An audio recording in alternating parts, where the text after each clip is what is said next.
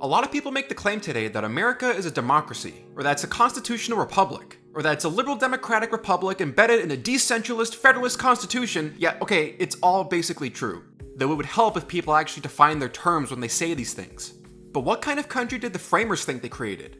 Well, if you ask Alexander Hamilton, he would probably say a representative democracy. And if you consult the Federalist Papers, Publius would say that the Constitution created a republican form of government.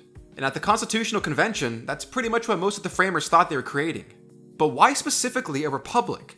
When you look at the Declaration of Independence, the word republic isn't in there. And what is there is actually rather suggestive.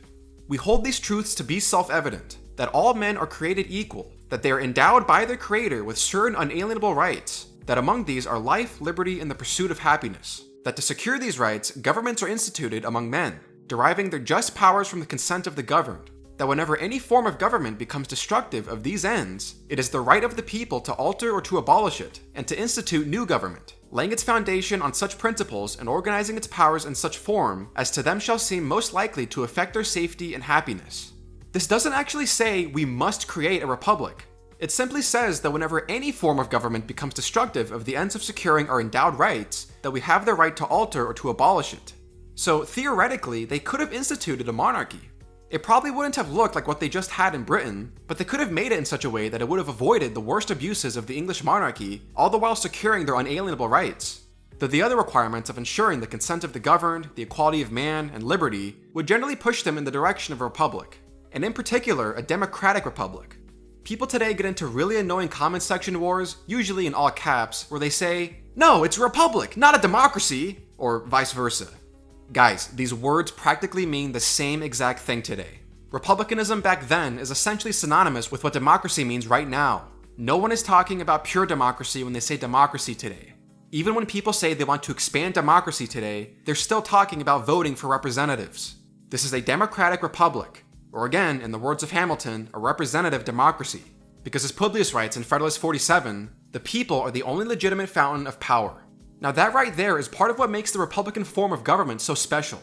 The idea that you can govern your own affairs and participate in self-government, compared to the years of subjugation under the British monarchy, was a radical change of institutions.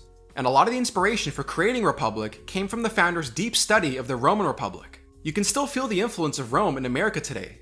We have something called the Senate. Our White House, Supreme Court, and Capitol buildings all take architectural influence from the Romans. They renamed Goose Creek in Washington, D.C. Tiber Creek. Our newspapers often have the word Tribune in them. We have a city named after Cincinnatus, and the colonists frequently took Roman pseudonyms in their writings, such as Trenchard and Gordon writing under Cato's letters, or the Federalist Papers under the name of Publius. Now when people think of Rome, they tend to think of colosseums and pantheons. But what they don't remember is that those things were constructed during the time of the Roman Empire. The Republic didn't have those things. And what was valued by the framers about Rome was its republican qualities. Because in a republic, you have citizens. In an empire, you have subjects.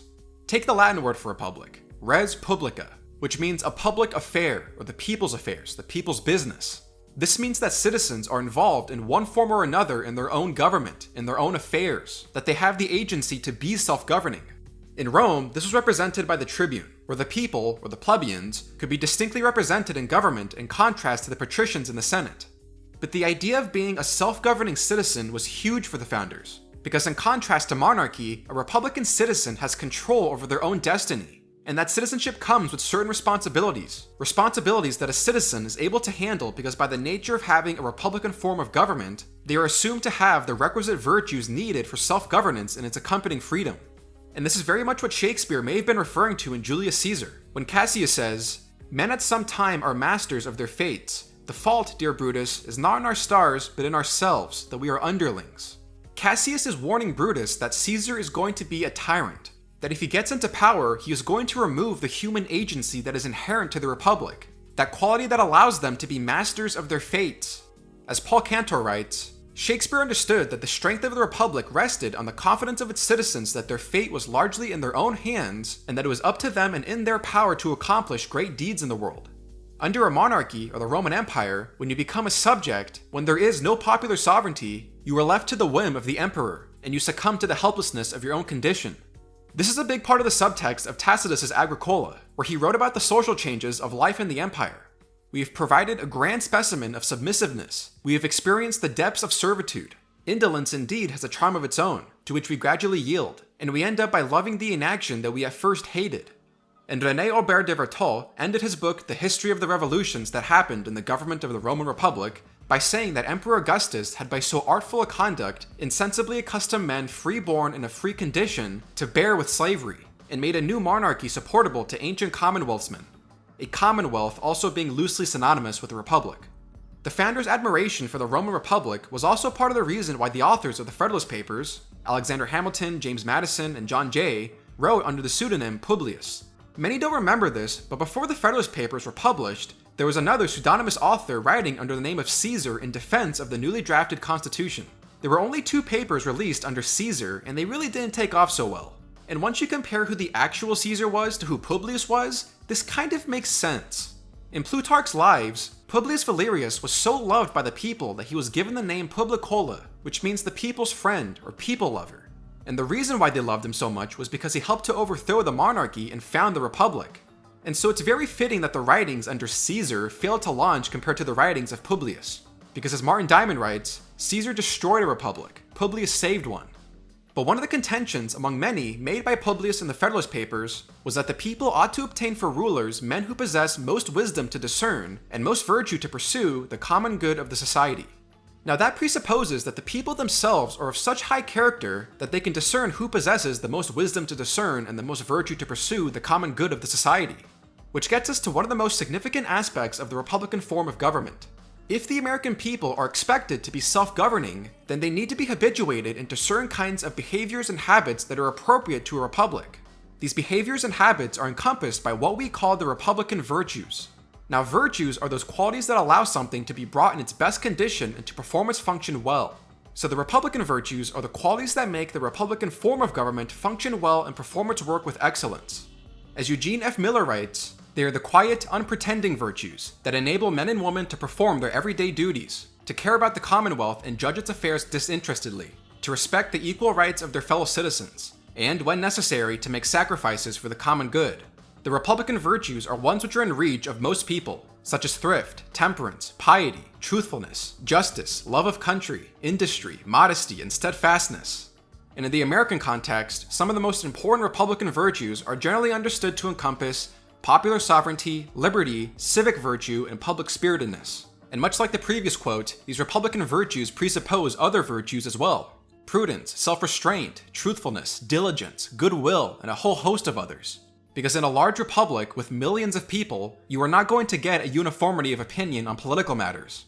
Sometimes your personal interest will be at odds with the public interest, and so you have to go about the political process with a much more temperate, deliberative, and humble approach. Pluralism will always be a feature of American life because we have such a diversity of thought in this country by the very nature of its existence. And as Publius writes in Federalist 55, Republican government presupposes the existence of these qualities in a higher degree than any other form.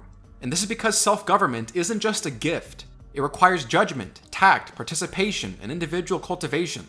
There is a reason why Federalist 1 tries to promote the idea of establishing good government by reflection and choice. Because to reflect on something is to think about something, to make sure that what you are doing is right, to make sure that what you are doing is good, that you have thought through all of the alternatives and trade-offs, that you have consulted the fundamental principles, and that you ultimately make your decision, make your choice, and participate in the act of self-government. But take the importance of virtue from the founders. From George Washington, virtue or morality is a necessary spring of popular government. Ben Franklin, only a virtuous people are capable of freedom. As nations become more corrupt and vicious, they have more need of masters. John Adams, religion and virtue are the only foundations, not only of republicanism and of all free government, but of social felicity under all government and in all combinations of human society. James Madison, to suppose that any form of government will secure liberty or happiness without any virtue in the people is a chimerical idea. And as George Mason wrote in the Virginia Declaration of Rights, no free government or the blessings of liberty can be preserved to any people but by a firm adherence to justice, moderation, temperance, frugality, and virtue. But let's dig into the importance of each of these Republican virtues, starting with popular sovereignty. This is essentially synonymous with the idea of the consent of the governed. We, the people, agree to place a government over ourselves because we recognize that government, or specifically the government under the Constitution, is the best structure to protect our natural rights. And those who govern do so at our pleasure, because we, the people, give it power. Now, of course, at the time of the founding, these principles were not equally applied to everyone. The idea of representation and popular sovereignty sounds like a joke to the slave or to the average woman of this period. And it would only be through time, powerful rhetoric, courage, and a lot of bloodshed that the natural rights of human beings would finally reach all citizens of this country. Those who still embody racist and sexist thoughts are particularly egregious determinists, because these people do not believe in the human conscience. They deny that some human beings are moral creatures, or even fully human, and so they fail to have any perspective on human dignity and justice. But the stain on the founding is recognized by most people today as the original sin of the nation. But for the purposes of a well-functioning republic, you cannot dispense with popular sovereignty. Liberty. Now, the Revolutionary period had two conceptions of liberty. As C. Bradley Thompson writes, there is liberty as a volitional fact of human nature and liberty as a moral requirement for human flourishing. With volitional liberty, we look at what man is as a creature. We are thinking creatures. We are creatures with a moral sensibility. We have the capacity for reason. We are able to choose and to act on our choices. We are not just beasts, we have free will and agency, and that agency is informed by our morality, which means that we make moral choices. In this sense, liberty is the capacity to choose between right and wrong, good and bad, just and unjust. Or as the Reverend Levi Hart said in a 1774 sermon, liberty is a power of action, or a certain suitableness or preparedness for exertion, and a freedom from or hindrance from any external cause. Liberty, when predicated of man as a moral agent and accountable creature, is that suitableness or preparedness to be the subject of volitions or exercises of will, with reference to moral objects, by the influence of motives, which we find belongeth to all men of common capacity, and who are come to the years of understanding. This type of liberty is probably best reflected in the demands for the freedom of conscience and religious rights. Or another example would be the backlash against prior restraint and licensing requirements for publishing print materials, something you'd find in Milton's Areopagitica.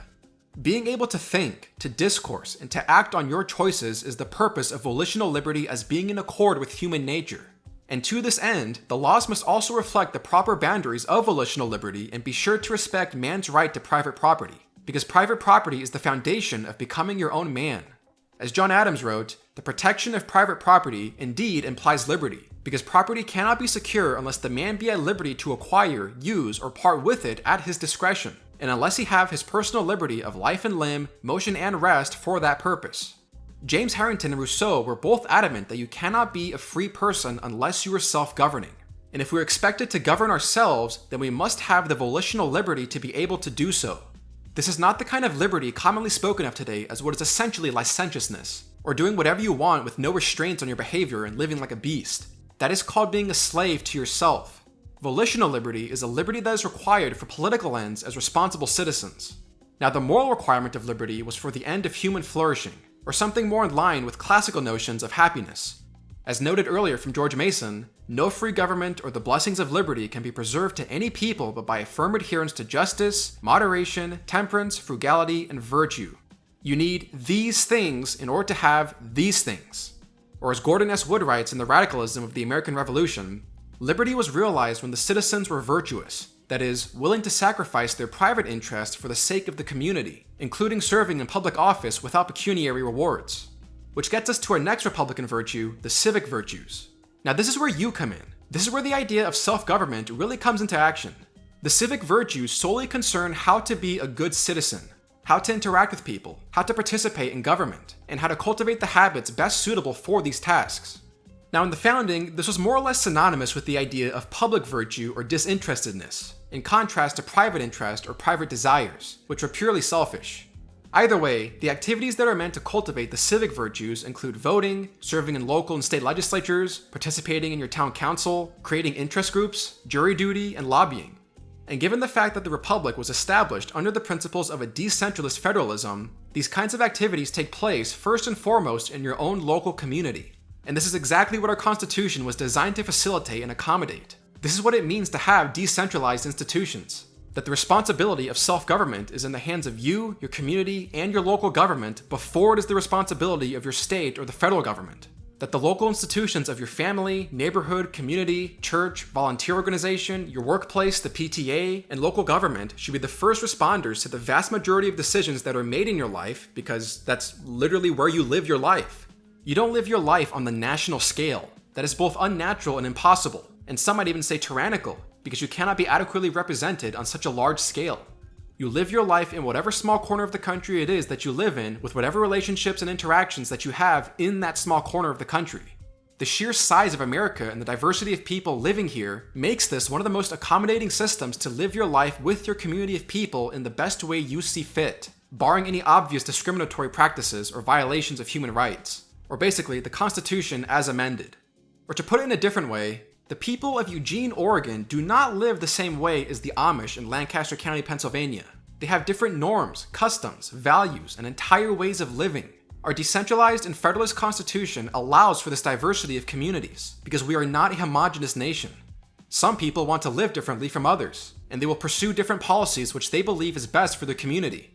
But the point is, the more that these types of decisions are left out of your hands and subsumed by the larger power of the centralized government, the less free you are, and the fewer opportunities there are to practice self-government and to be a real citizen. Which is also part of the reason why the framers ended up creating a commercial republic, which at that time, and especially under the influence of Adam Smith, generally meant that limited government would also be promoted. But at the time of the founding, America wasn't necessarily lacking for civic virtue. As Forrest McDonald writes, the colonists had had abundant political experience. Probably more Americans had participated directly in government at one level or another than had any other people on Earth.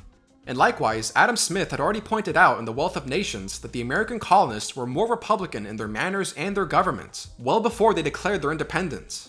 And this experience in self-government would also be helpful for being able to recognize corrupt motives in those who wield or wish to wield political power, and seeking objects that are contrary to the common good. The Republican principle demands that the deliberate sense of the community should govern the conduct of those to whom they entrust the management of their affairs, but it does not require an unqualified complacence to every sudden breeze of passion, or to every transient impulse which the people may receive from the arts of men, who flatter their prejudices to betray their interests. A proper education in the civic virtues serves as a guard against corruption, which by the very nature of republics they are highly susceptible to. As Gordon S. Wood writes, monarchies could tolerate great degrees of self-interestedness, private gratification, and corruption among their subjects. After all, they were based on dependence and subservience, and had all sorts of adhesives and connections besides virtue to hold their societies together. Monarchies relied on blood, family, kinship, patronage, and ultimately fear, but republics could never resort to such force. In their purest form, they had no adhesives, no bonds holding themselves together, except their citizens' voluntary patriotism and willingness to obey public authority. Without virtue and self-sacrifice, republics would fall apart. Another way that these virtues could be developed was through your moral education, which for many founders meant religion, and specifically Christianity. Not only are you given a moral education on how to treat your neighbors, but you are born with responsibilities to something higher than yourself. Your citizenship in the city of God complements your citizenship to your country, as you will be acting in this life in such a way as to do good for the sake of entering the kingdom of heaven, and it helps to promote the civic virtues and cultivate a sense of patriotism. John Adams stated that the Bible contains the most profound philosophy, the most perfect morality. It is the most Republican book in the world, and that religion and morality alone can establish the principles upon which freedom can securely stand. George Washington would state that reason and experience both forbid us to expect that national morality can prevail in exclusion of religious principle. And even Alexis de Tocqueville, during his travels across America in the 19th century, noted that religion in America was indispensable to the maintenance of republican institutions. While the law permits the Americans to do what they please, religion prevents them from conceiving and forbids them to commit what is rash or unjust. Religion in America takes no direct part in the government of society, but it must be regarded as the first of their political institutions, for if it does not impart a taste for freedom, it facilitates the use of it. When the Roman Republic fell to the empire, Livy blamed part of their decline on the loss of their sense of morality. It was Rome's moral virtues that made it great in the first place. And when combined with ordinary civic virtues, both religion and virtue would work together to form a public-spirited citizenry. Which brings us to the final Republican virtue, public-spiritedness. Machiavelli would write in his discourses on Livy that it is not the pursuit of individual good, but of the common good that makes cities great, and it is beyond doubt that the common good is never considered except in republics. To be a truly Republican man means to look out for your fellow citizen. You are not just out for yourself living an atomistic existence. You are a participant in self-government beginning in the family and spreading out into your local community, its various institutions, associations, and the local government.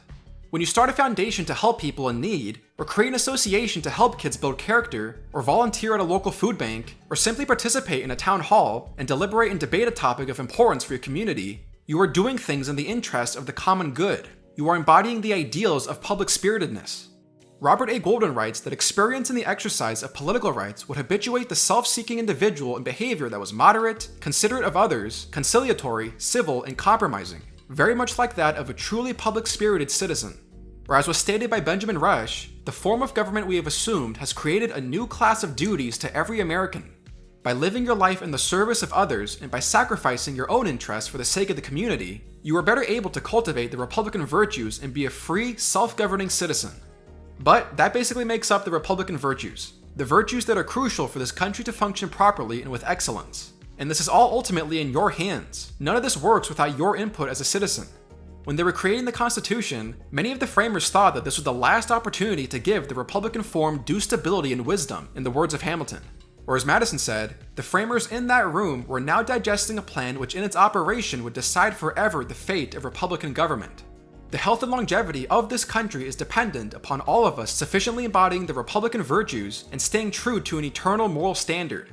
As Benjamin Franklin was purported to have said as he exited the Constitutional Convention, "This is a republic, if you can keep it."